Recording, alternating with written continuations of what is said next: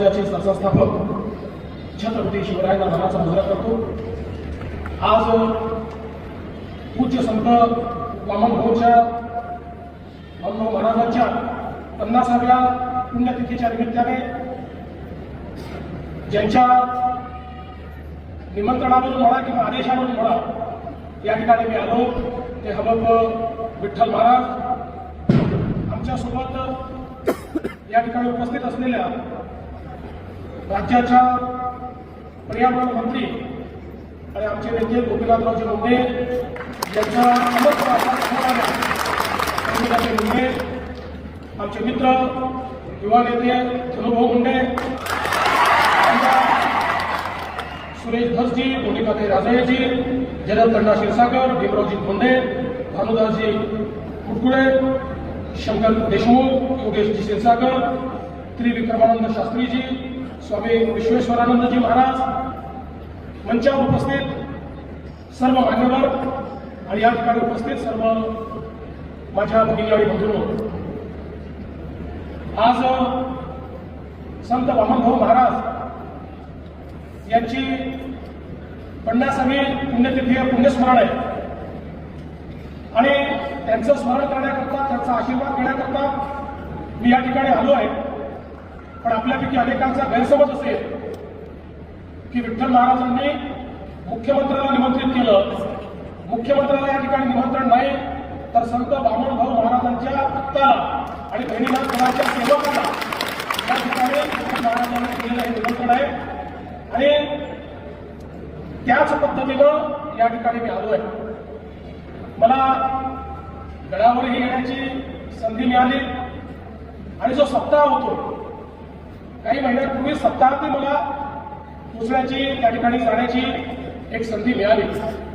आपल्या सर्वांना माहिती आहे की नाथ परंपरेमुळे ज्यांना नवनाथ समजलं जातं असे नेहमीनाथ महाराज आणि त्यांची परंपरा चालवणारे, ज्यांना शंकराचा अवतार देखील समजलं गेलं असे श्री संत वामनभाऊ महाराज खऱ्या अर्थानं सद्गुरू जे असतात तेच समाजाला दिशा देत असतात आणि ज्या प्रकारे दऱ्याखोऱ्यामध्ये प्रवास करून भागवत धर्माचा प्रचार करत संत वामनभाऊ महाराजांनी समाजाला अध्यात्माचा लळा लावला, समाजामध्ये एकोपा आणला, समाजातल्या प्रत्येक व्यक्तीला मन शुद्ध असेल तर आचरण शुद्ध होतं हा संदेश दिला आणि अगदी चोरांनाही पोटभर जेवण करून तुझा आणि अशा प्रकारचा उपदेश दिला की शेवटी ते चोर चोरी सोडून त्या ठिकाणी माळकरी झाले।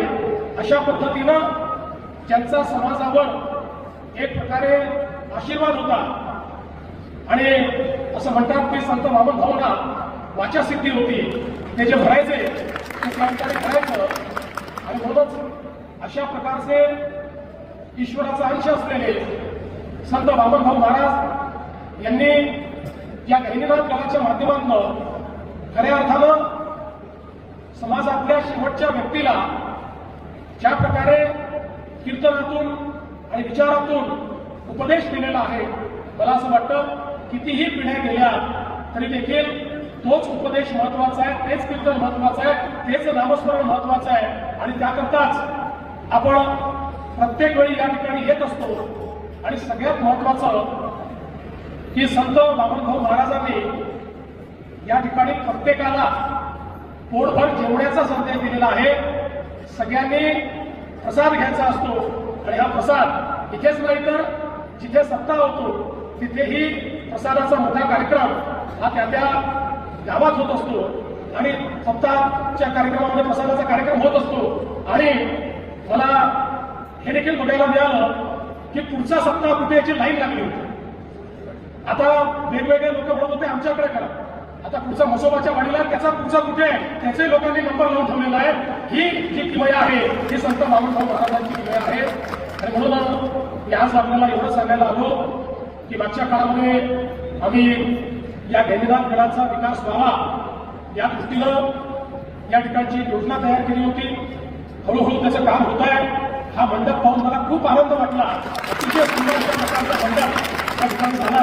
फक्त विठ्ठल महाराजांना एक विनंती केली, म्हटले कठडे फार उंच झाले आहेत, त्यामुळे आपली जे भाविक आहेत त्यांच्यामध्ये आणि तुमच्यामध्ये जरा हे कठडे मध्ये येतात, त्यामध्ये लहान करून टाका अशी एकच सूचना मी त्यांना दिलेली आहे. कारण आपल्याला माहिती आहे संतांमध्ये आणि भाविकांमध्ये कुठलाही भेद नसतो, त्यामुळे त्याच्यामध्ये अशा प्रकारचे कठडे असण्याचं कारण ते छोटे करता येतील. अशा पद्धतीनं चांगलं काम चाललं. अजून खूप काम करायचं आहे. आता पंढरपूरला देखील आपण जागा घेतलेली आहे. काही ठिकाणी आपण झालीच्या नाही, आता आपल्याला काही जागा झालेली आहे. आणि मी आपल्याला एवढंच आश्वस्त करतो की पंढरपूरचा एक रस्ता करायचा आहे. विठ्ठल महाराजांनी मला वारंवार सांगितलेलं आहे की पालखी मार्ग जो इकडं जातो तो मार्ग झाला पाहिजे. तो मार्ग देखील आपण करू.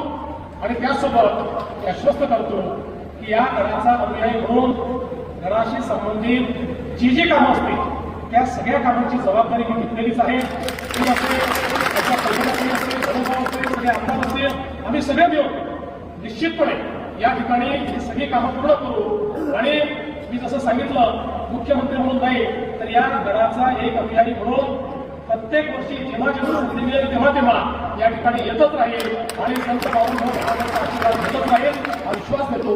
पुन्हा एकदा संत वामनभाऊ महाराजांचा या ठिकाणी आशीर्वाद घेतो. त्यांच्या आशीर्वादाने सन्मार्गाने चालण्याचं आणि प्रत्येकाच्या जीवनामध्ये परिवर्तन करण्याचं फळ हे आम्हाला प्राप्त हो अशी त्यांच्या चरणी प्रार्थना करतो. विठ्ठल महाराजांच्या देखील या ठिकाणी त्यांनाही मी प्रणाम करतो.